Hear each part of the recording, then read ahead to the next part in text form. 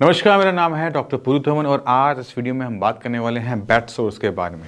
क्योंकि बहुत सारे ऐसे पेशेंट होते हैं लकवे के जिनको बहुत लंबा टाइम तक बेड पे लेटे रहना पड़ता है, उनकी मूवमेंट नहीं हो पाती है, हाइजीन मेंटेन नहीं हो पाता, गर्मी के मौसम में उनको बेड सोर बनने शुरू हो जाते हैं।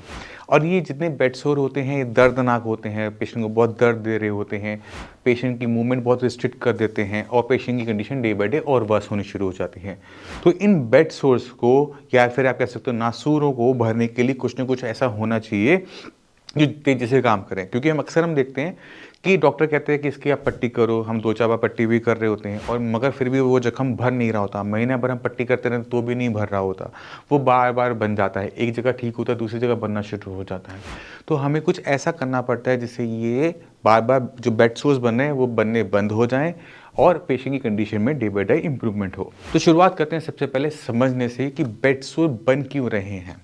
तो जब हम कभी लेटते हैं, एक ही पोजीशन में लेटे रहते हैं, तो हमारी जो हड्डियां हैं वो दबाव बनाती हैं हमारे ब्लड सर्कुलेशन पे। अभी कुछ टाइम तो चल जाता है, बट अगर हम बहुत लंबा टाइम बिना मूवमेंट के एक ही पोजीशन में लेटे रहते हैं तो हड्डी जहाँ नीचे की तरफ जा रही है, जहाँ प्रेशर बना रही है, वहाँ का जो ब्लड सर्कुलेशन कम होने की वजह से हमारा जो स्किन है, जो हमारी मसल्स हैं, वो सड़ना शुरू कर देती हैं क्योंकि वहाँ पर ब्लड सर्कुलेशन पहुँच नहीं पा रहा है। और क्यों नहीं पहुँच पा रहा? क्योंकि हम कॉन्टीन्यूसली एक ही पोजीशन में लेटे हुए हैं।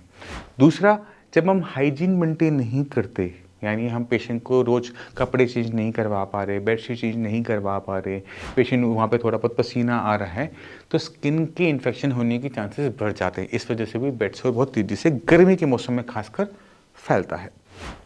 तो सबसे पहले हमें क्या बदलाव करना है? हमने अपनी ब्लड सर्कुलेशन को ठीक करने के लिए पेशेंट को बार बार करवट दिलाते रहना है। हर 15 मिनट बाद, आधे घंटे बाद पेशेंट को करवट दे दो, left to right, right to left. कभी पेट के बल लेटा है, कभी वो साइड बेस लेटा है, कभी वो सीधे लेट रहे हैं, बट आप उनको थोड़ी बहुत करवट देते रहो। इससे क्या होता है? ब्लड सर्कुलेशन ठीक बना रहता है, घाव बनने के जो चांसेस हैं वो खत्म हो जाते हैं। अगर घाव बन गए हैं तो उनको भरने के लिए हम जो मर्जी इस्तेमाल कर लें, जो मर्जी एंटीबायोटिक लगा लें, जो भी हम बेटाडीन लगा लें, वो बहुत ज़्यादा इफेक्टिवली हमें काम करता हुआ नज़र नहीं आता।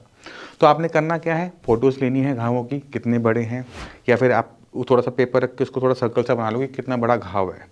उसके बाद आपको साइज़ का आइडिया लग गया। उसके बाद मैं आपको एक मेडिसिन बताता हूँ जिसका नाम है जात्यादि तेल। आपने जात्यादि तेल लेना है। आपने रुई का इस्तेमाल नहीं करना है। जो पट्टी आती है ना, कॉटन की पट्टी, वो लेनी है, उसको थोड़ा सा निकालना है, फौवा सा बनाना है, उसमें डुबोना है, हल्का सा निचोड़ना है, घाव पे लगा दो और ऊपर आप लगा दो माइक्रोपोर टेप। आपको 7 दिन के अंदर वो घाव अपने आप भरते हुए नजर आ जाएंगे। क्यों? क्योंकि ये जो तेल है, ये जो ऑयल है, ये बना ही ऐसे नासूरों को भरने के लिए है। मगर इसका मतलब ये नहीं है कि जो एंटीबायोटिक अगर डॉक्टर ने दे रखी है तो हमें इसे बंद कर देना। नहीं, अगर कोई मेडिसिन हमें दे रखी है तो आप उसे कंटिन्यू रख सकते हैं। अगर आप नहीं खा रहे तो शुरू करने की ज़रूरत नहीं है। अगर आपके घाव आपको भरते हुए नज़र आने शुरू हो जाते हैं, छोटे होते हुए नज़र आने शुरू हो जाते हैं, तो आपको किसी भी टाइप की परेशानी लेने की ज़रूरत नहीं होती।